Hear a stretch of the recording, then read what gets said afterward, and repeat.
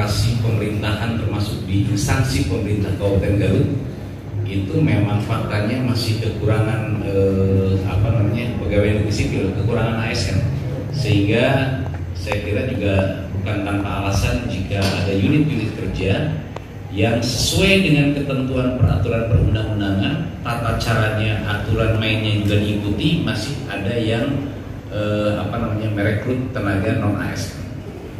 Saya kira cerita mengenai non ASN dengan perjalanannya sekarang ini kita bicara dari ketentuan yang paling akhir diatur dalam PP 49 tahun 2018 yang memberikan kesempatan 5 tahun. Silakan Bapak Ibu nanti kita buka cermati bersama-sama di pasal 99 ayat 1-nya, saya jelas bunyinya begitu.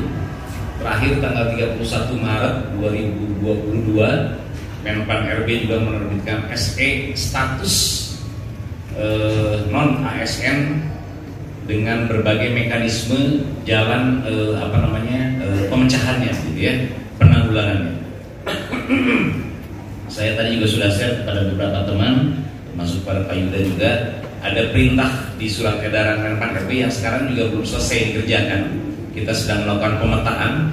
Kami punya data TKK, kami punya data PHK 2, tapi untuk BOD, tenaga-tenaga yang lainnya yang didaya gunakan selama ini juga itu ada di Dinas Kesehatan dengan unit kerjanya, dengan unit organisasinya masing-masing, dan sudah selesai dipetakan oleh Dinas Kesehatan melalui SIS-DMK. SIS-DMK itu kalau tidak salah untuk nakes jasanya yang di sektor Dinas Kesehatan itu ada 2099. Kemudian kalau yang untuk tenaga puskesmasnya ditambah dengan BUD yang lainnya adalah kesda segala macam itu 2073. Kalau yang di puskesmas saja itu 2000 berapa? 268 yang itu. Sementara yang di SIS-DMK tadi pasti Pak Ketua agak mengertikan lagi, kenapa Pak Yudi ada 1868? Sebab yang masuk ke SIS-DMK MNS itu hanya nakesnya saja. Yang non nakesnya masih ditolak oleh sistem Basekda. Sehingga yang kita tanda-tangani berita acara kemarin SIS-DMK kenapa berbeda? Itu karena yang nakesnya saja. Non nakesnya belum masuk. Nah, antara lain barangkali kalau cerita panjang lebar saya kira kita lihat saja nanti hari Rabu. Kenapa Pak Sekda kemudian beserta dengan Komisi 4 kita akan melakukan langkah-langkah pendekatan, konsultasi dan lain sebagainya ke pemerintah pusat itu karena regulasi kebijakan, misal gini tadi ya, yang pertama permohonannya, permintaannya tambah kuota sesuai dengan sistem. Kalau melihat kurun waktu yang 5 tahun sejak 2018 selesai dengan batas waktu 28 November 2023, maka waktu untuk mengikuti seleksi P3K itu hanya tinggal di tahun 2022 dan 2023, itu pun kalau sebelum bulan November diselenggarakannya. Jadwal, pengumuman, penetapan formasi, tata cara, pendaftaran, afirmasi, mengapa tidak hanya dari SIS-DMK gitu ya, itu yang mengatur semuanya dengan peraturan Menteri Pan RB. Jadi kita hanya melaksanakan di daerah. Namun demikian, saya kira tidak ada salahnya kita juga mencontoh langkah-langkah yang dilakukan oleh Kemendikbud pada waktu meningkatkan akselerasi. Bagaimana ya, teman-teman tentu juga terinspirasi oleh itu, dan kami juga seringkali berdiskusi dengan Pak Sekda, dengan pimpinan di sini. Bagaimana caranya kita juga barangkali pun kalau saya gambarkan misalnya Pak Sekda pun 2021 itu sekalipun terlambat terbitnya sampai dengan ada surat Menteri Keuangan pada daerah untuk menjamin bahwa gaji P3K guru itu ada menjadi bagian dari 25%-nya DTU yang menjadi daerah. Kemudian sampai dengan ada Permenpan khusus bahkan untuk 2022, Permenpan 20 tahun 2022 tentang pengangkatan guru dari yang antara lain menggambarkan adanya jalur prioritas mereka yang sudah lulus passing grade P1, P2, P3 yang jumlahnya besar, memang lumayan 3.000-an gitu ya Pak. Nah sementara ini Kenapa ada CPNS, kenapa tidak ada CPNS, itu juga Permen Pan RB yang tahun ini memang tahun-tahun yang memang diselenggarakan hanya untuk P3K. Sejak 2021 tidak ada PNS, tidak ada CPNS. Kalau 2019 masih ada CPNS. 2021, 2022 itu ditutup untuk CPNS karena filosofinya itu menghabiskan dari non ASN untuk menjadi P3K sebagaimana semangat yang diatur di dalam PP 49 tahun 2018. Jadi kalau kita ke Jakarta nanti ke Kemenkes, saya harapkan juga nanti barangkali bisa Kemenkes berkomunikasi efektif, barangkali bisa dibarengi oleh kita ke Menpan RB-nya karena penetapan formasi di sana, termasuk jaminan bahwa apabila SIS-DMK ini akan dijadikan formasi, dukungan keuangan negaranya pun juga cukup menjamin bahwa kita memiliki anggaran yang cukup itu untuk itu. Kalau tidak ada top up, tidak ada tambahan, barangkali ya Pak Sekda mungkin bisa menggambarkan gitu ya bagaimana kemampuan keuangan daerah. Jadi saya kira mengenai tambahan kuota tentu kita juga mintakan jaminan dari Kemenkes sampai ke Pan RB sampai Kemenq-nya mengeluarkan alokasi khusus untuk P3K tenaga kesehatan dan tentu juga untuk rekan-rekan honorer yang lainnya. Saya kira bukan hanya di nakes saja ya, banyak non ASN yang masih tersebar di berbagai sektor penyelenggaraan perusahaan pemerintah dan pemerintah daerah. Kemudian tidak buka CPNS, saya kira tadi sudah saya sampaikan. Kemudian meminta Pemkab menutup pelamar umum, itu juga diatur di Permen Pan RB gitu ya. Jadi gini, kalau kita gambarkan dari Kemendikbud saja, kenapa kemarin tahun 2021 baru diatur peserta P3K, pelamar P3K itu yang terdaftar di dapur. Nah, SIS-DMK itu baru sekarang, baru kemarin juga pendataan. Jadi mudah-mudahan saja Kemenkes bisa menyuarakan nanti sehingga terbit peraturan Menpan RB-nya pun hanya yang dari SIS-DMK yang ada di setiap instansi pemerintah daerah. Jadi kami tidak dalam kewenangan untuk menolak atau menolak yang dari umum, bahkan dari swasta juga ya, sepanjang mereka yang memiliki pengalaman minimal 3 tahun itu kemarin masih diperbolehkan. Sekarang sudah ada SIS-DMK, sudah ada pemutakhiran datanya. Jika Kemenkes nanti meyakinkan kepada Menpan RB bahwa SIS-DMK ini adalah valid, sudah terverifikasi, mana tahu ke depan nanti hanya dibatasi dari yang SIS-DMK saja.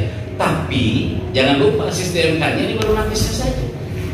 Artinya masih ada perjuangan kita masih ke Kemenkes untuk SIS-DMK ini, sebab yang ada di sektor kesehatan ini, urusan kesehatan bukan hanya nakesnya saja, ada yang nakes, ada yang lain. Sekarang masih ada 1868, nanti Pak Yudi kita masih punya PR untuk barangkali bagaimana Kemenkes membuka menu tambahan untuk SIS-DMK-nya. Saya kira itulah Pak ya. Jadi nanti sesuai dengan tadi ajakannya Pak Sekda, kemudian Komisi 4, kita nanti ada perwakilan Pak bersama-sama ke sana supaya ngobrolnya lebih enak, diterima di sana dalam suasana kerja gitu ya.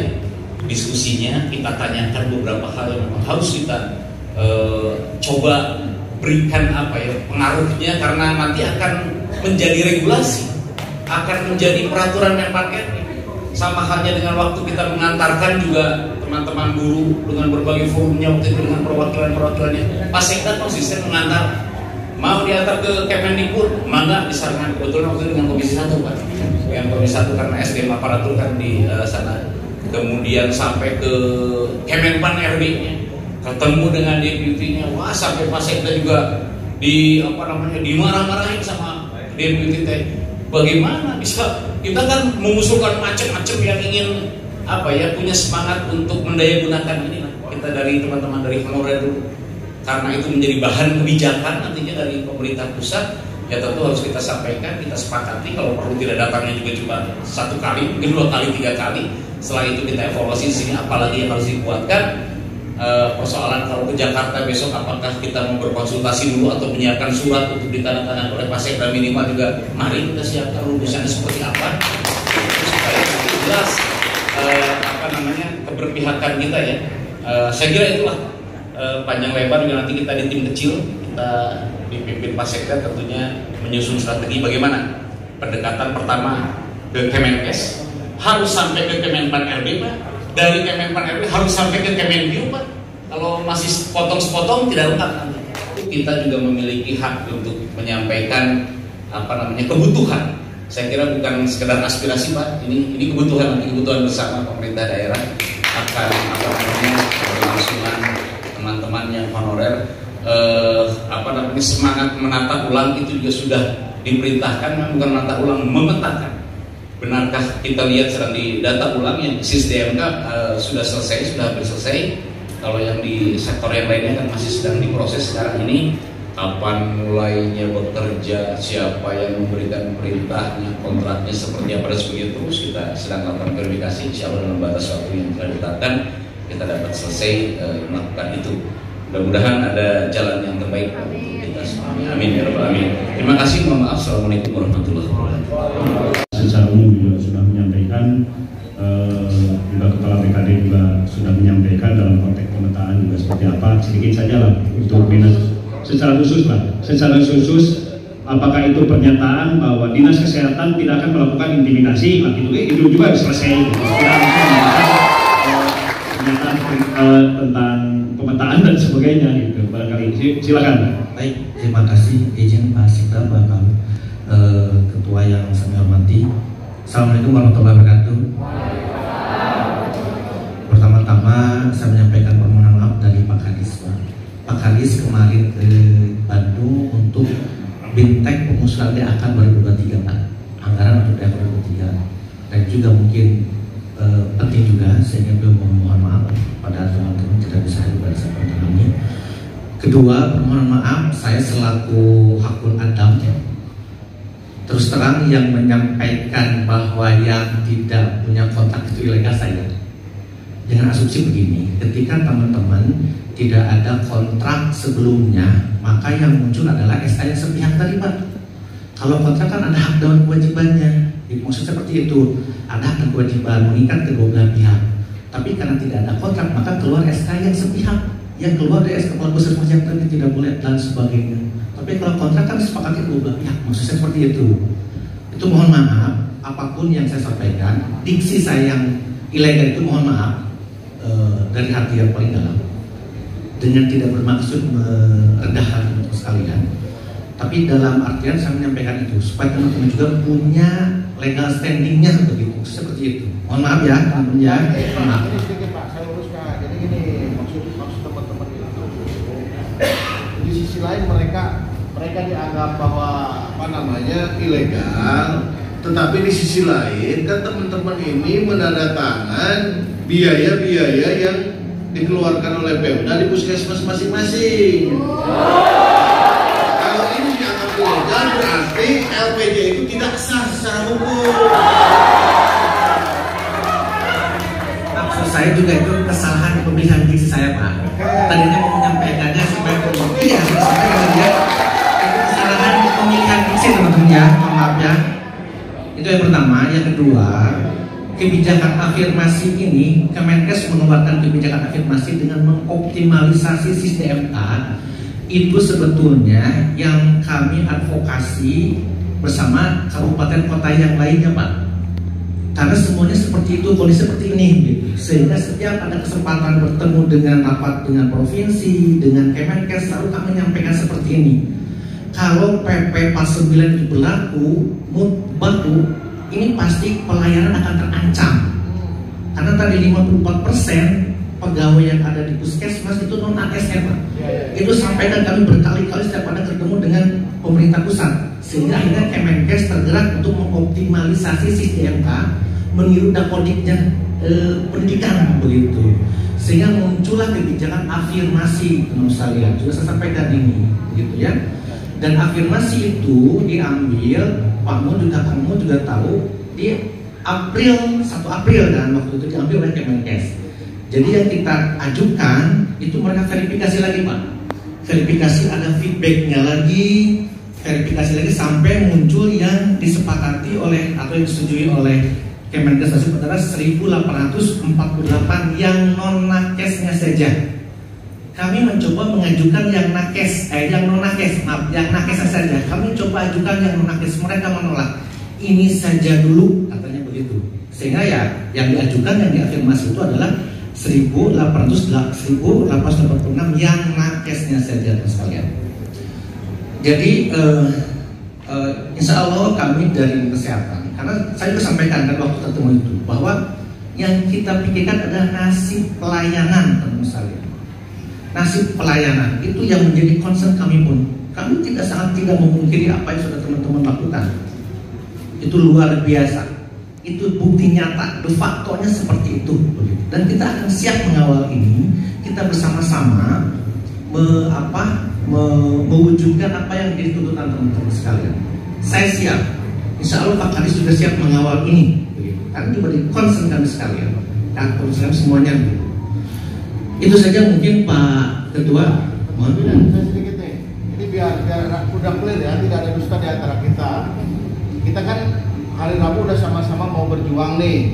Ya. Pak Sekda sudah mengatakan bahwa siap untuk mengantarkan kita ke Kementerian Kesehatan. PKD tadi sudah bilang. Tapi ini saya minta ketegasan dari Dinas Kesehatan.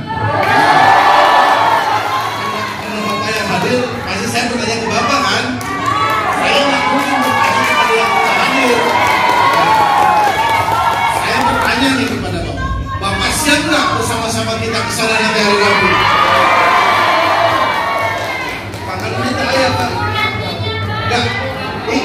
Beliau, nanti kan beliau yang menyampaikan ke Pak Kadis itu beliau. Karena saya tidak ada Pak Kadis. Mudah-mudahan kalau itu jadi Pak Kadisnya Mas. Amin. Kami siapa? Bahkan sebelumnya kami sebelumnya sudah dengan Komisi 1, sudah dengan Komisi 1 ke Menpan Pak, ke Menpan RP, ke Kemendagri, bahkan dengan BKD, dengan bagian hukum. Ini dalam rangka memperjuangkan ini sebetulnya Pak.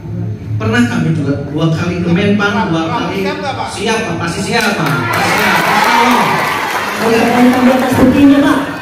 Insya Allah ini akan kami sampaikan ke Pak Kadis. Minta bukti persetujuannya, minta bukti persetujuannya Pak. Kita minta bukti.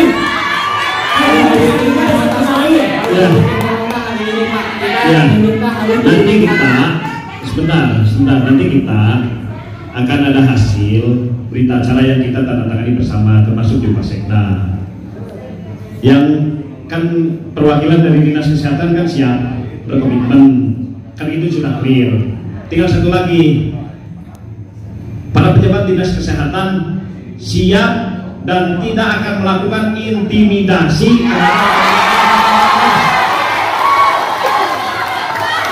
karena ada asumsi itu kan juga harus diucapkan nih. Supaya kan kita ada komitmen dan kesepakatan bersama. Nanti jangan sampai juga ketika ada muncul dari para pejabat yang lain kalimat yang kira-kira bahwa itu juga tidak sependapat dengan teman nakes, itu menjadi dan memunculkan kegaduhan yang baru lagi, sehingga bahwa nanti datang lagi ke kami, oh itu terjadi ternyata, padahal kita sudah berkomitmen di sini kira-kira, gitu Pak Haji, dan tidak melakukan intimidasi atau penekanan terhadap teman nakes dan non nakes yang melakukan audiensi. Interupsi pimpinan, interupsi pimpinan interupsi. Boleh. Begini pimpinan, yang saya hormati kawan-kawan semuanya, yang ingin saya sampaikan adalah, misalkan ketika dinas mau mengintimidasi kita semua, apa salah kita? Kita mau pergi ke sini Pak, sudah koordinasi sama ke Bapak Kepala Puskesmas, sudah dapat izin, piket segala macam, kita sudah dikoordinasikan dengan penanggung jawab masing-masing. Apa salah kita? Tidak ada yang salah menurut saya Pak. Betul kan Bapak? Bahkan kalaulah tadi dikatakan sama Bapak pimpinan, ketika kita menerima surat atau SK Subwan, terus terang Pak, saya Subwan dari 2005 sampai sekarang, coba itu berapa belas tahun? 17 tahun ya? Ya gitu ya. Saya selama beberapa tahun tidak ada kata gaji Pak. Berarti selama itu saya didolimi dengan SK tersebut. Sebab di dalam SK tersebut dinyatakan bahwa tidak akan dimasukkan ke dalam database, tidak mau menuntut jadi ASN dan lain sebagainya, ada sebagainya.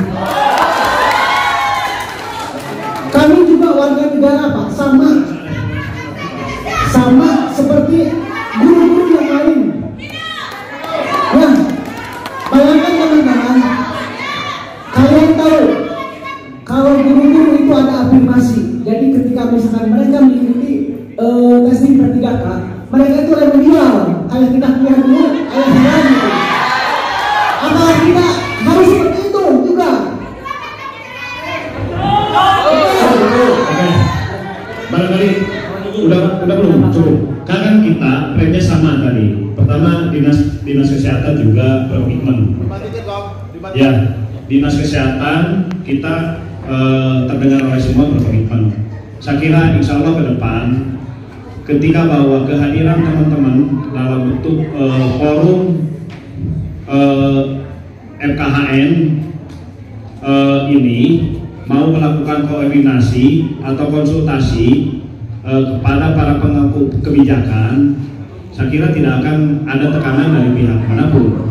Umpama karena dinas kesehatan sebagai pimpinan tertingginya, karena teman-teman juga di bawah dinas kesehatan di setiap puskesmas, saya kira insya Allah tidak akan terjadi. Itu mungkin jangan sampai nanti muncul juga suara-suara sumpang yang seperti apa yang disampaikan tadi. Itu maksudnya kami ingin mendengar. Ini perwakilan dari Indonesia itu, itu harus menjadi komitmen kita. Barangkali silakan supaya frame-nya sama, jadi nggak usah disanggah gitu. Silakan Pak. Baik, Bapak Ibu sekalian, saya tadi memimpin apel virtual Pak.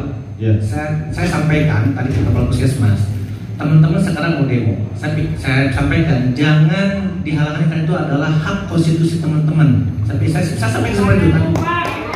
Ya, bukan yang artinya audiensi yang mau. Audiensi. Saya sampaikan. So, coba lihat, kalau tadi yang ikut, saya sampaikan. Hanya ada satu komentar dari Kepala Puskesmas Ciklet tadi teh. Mohon kenapa ayah membantu namun puskesmas tapi puskesmas. Namun ambulans tapi kedimikian. Makanya itu mah. Ya, seperti itu kan. Tapi jangan halangi mereka karena itu hak teman-teman sekalian, dan mungkin Bapak Dewan yang di sini juga adalah wakil teman-teman sekalian, wakil kita semua kan begitu. Itu saya sampaikan tadi. Itu saya sampaikan pada apel virtual kami pagi. Ya. Terima kasih. Kami juga punya tanggung jawab. Kami menjalankan tanggung jawab kami juga. Pelayanan tetap diutamakan Pak. Walaupun kami audiensi ke sini. Mungkin yang datang ke sini Pak cuma 50%. Karena tenaga kami kan 2.000. Yang datang ke sini mungkin 1.000 lebih. Itu kan sudah menjadi perwakilan kami di puskesmas untuk melakukan pelayanan juga Pak. Jadi kami juga di pengurus menitipkan ke teman-teman, jika ada acara seperti ini pasti pelayanan akan diutamakan.